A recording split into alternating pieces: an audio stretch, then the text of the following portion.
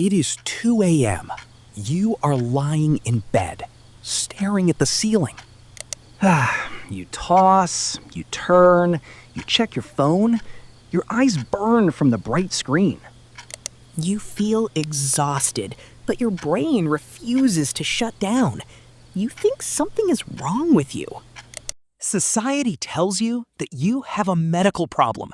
They call it insomnia. They say you must sleep exactly 8 continuous hours, or you will ruin your health. But what if I told you that the 8-hour sleep is a modern hallucination? What if waking up in the middle of the night isn't a disease, but your body's ancient natural instinct? Today, we are going to explore the greatest theft in human history, the invention that stole our darkness. Before the 19th century, humans did not sleep like we do today. They experienced something beautiful called biphasic sleep. Historian Roger Akerch spent 16 years studying ancient diaries, medical books, and literature. He discovered that for thousands of years, humans slept in 2 entirely separate phases. When the sun went down, people went to sleep. This was called the first sleep. It lasted about 4 hours. But then, around midnight, everyone woke up. Naturally, without alarms. They stayed awake for 1 or 2 hours, but they weren't stressed. They weren't checking emails. What did they do? This middle of the night period was considered the most peaceful, creative time of the day. They told stories around the fire. They visited neighbors. They prayed. They thought about the universe. And because people were poor and shared beds, it was the primary time for physical intimacy. After an hour or two, when they felt tired again, they went back to bed for their second sleep. They woke up at sunrise, fully rested. No coffee needed, no anxiety. This was the natural biological rhythm of the human animal. So, what broke it? To find out, we have to look at humanity's deepest, most ancient phobia, the terror of the dark. So, if waking up in the middle of the night was so natural, why did we desperately want to stop it? Because we hated the night. Today, we don't know what true darkness is. Our cities are always glowing. But centuries ago, when the sun went down, the world didn't just get dim. It went completely, terrifyingly black.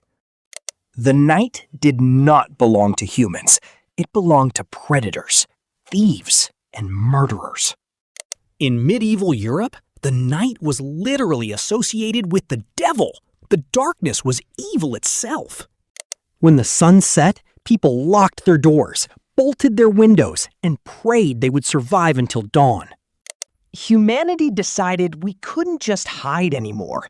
We needed a weapon against the night. We needed to conquer the dark. But our first weapons were pathetic. Peasant families used cheap candles made from animal fat, called tallow. They burned with thick, black smoke and smelled exactly like rotting meat. They barely provided any light. But then, in the 18th century, humanity found a miracle hidden in the most dangerous place on Earth, the deep ocean. They discovered the sperm whale. Inside its massive head was a magical substance called spermaceti. When burned, this whale oil produced a bright, clean, completely odorless white flame. It was the premium lighting of the world. And so began one of the most brutal and massive industries in human history, the Great Whale Slaughter.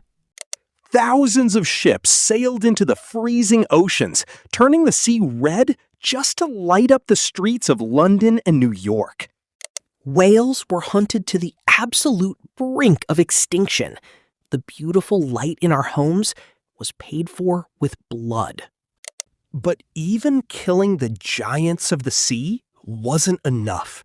We were addicted to the light. We wanted more. We were about to find a way to turn night into day permanently, and it would change human biology forever. In 1879, the world changed forever. Thomas Edison commercialized the incandescent light bulb. But Edison didn't just want to light up our living rooms. He actually hated sleep. He called it a heritage from our cave days. The electric light bulb didn't just kill the darkness, it killed our natural biological rhythm. Factory owners realized something massive. With electric light, they didn't have to close the factory when the sun went down. They could run the machines 24 hours a day, but to do that, they needed humans to work rigid shifts. Workers couldn't enjoy their first sleep and second sleep anymore. The beautiful, creative midnight hour was erased from human existence. Society forced a new, unnatural rule. You must compress all your rest into one single continuous 8-hour block. Waking up at 2 a.m. was no longer a time for peace or poetry. It became a panic. You look at the clock and think, oh no, I only have 4 hours left. But the light bulb was just the beginning. In the 21st century, we created a new kind of light, a digital matrix. The LED screen. It doesn't just glow, it emits massive amounts of blue light, and your brain has a very specific relationship with the color blue. For millions of years, your ancestors used the color of the sky to know what time it was. Blue light meant one thing: high noon, time to hunt. When the sun sets and the blue light fades, a tiny gland in your brain releases a chemical called melatonin. It's the hormone that makes you sleepy. But when you stare at your phone in bed at 11 p.m., your eyes absorb that concentrated blue light. Your brain panics. It looks at the light and thinks, the sun is shining directly into our face. It is the middle of the day. It completely shuts down melatonin production. You are left lying there, exhausted, but biologically wide awake. You don't have a disease. Your biology is working perfectly. It's just being tricked by the artificial sun you hold in your hand. We have built a world that is completely disconnected from the Earth's rotation, an endless, glowing blue light matrix that never, ever sleeps. So, what do? We obviously can't go back to the 18th century. We aren't going to smash our light bulbs, throw away our phones, and live in caves. But we can stop fighting our own biology. The next time you wake up at 2 a.m., do not panic.